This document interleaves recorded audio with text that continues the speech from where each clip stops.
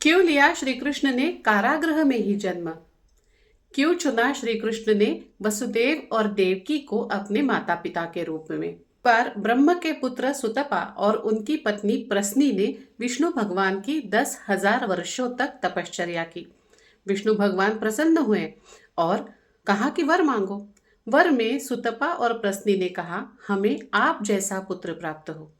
श्री विष्णु जी इनकी तपश्चर्या पर प्रसन्न थे और इसलिए विष्णु जी ने उन्हें वर दिया कि केवल एक ही जन्म में नहीं किंतु कुल 3 जन्मों में मैं तुम्हारे घर में पुत्र के रूप में अवतार लूंगा।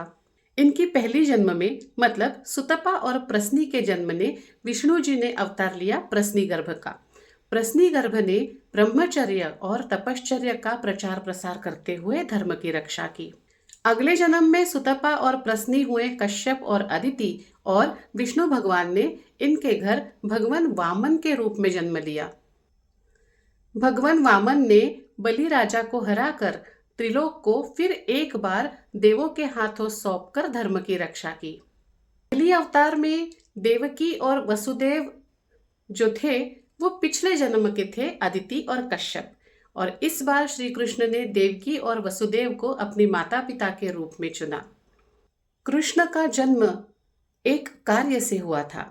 इस जन्म में श्री कृष्ण को धर्म की रक्षा के 2 मार्ग लोगों को सिखाने थे, एक ईश्वर पर श्रद्धा और दूसरा सत्य की राह।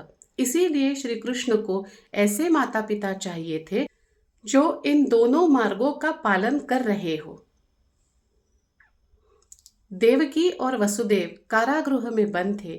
उनके पुत्र कंस के हाथों मारे जा रहे थे। उन्हें पीड़ा हो रही थी, फिर भी उनका विश्वास ईश्वर के ऊपर कायम था और उन्होंने हमेशा सत्य की राह ही चुनी थी। तो ये कारण था श्री कृष्ण ने कारागृह में ही जन्म लिया और श्री कृष्ण ने देवकी और वसुदेव को ही अपने माता पिता के रूप में चुना। श्री कृष्ण कहते हैं, जब जब अधर्म की वृद्धि होती है और मेरे भक्त श्रद्धा से मुझे पुकारते हैं तब तब मैं जन्म लेता हूँ। तो इस जन्माष्टमी पर संकल्प ले कि कृष्ण का जन्म हमारे मन के भीतर हो।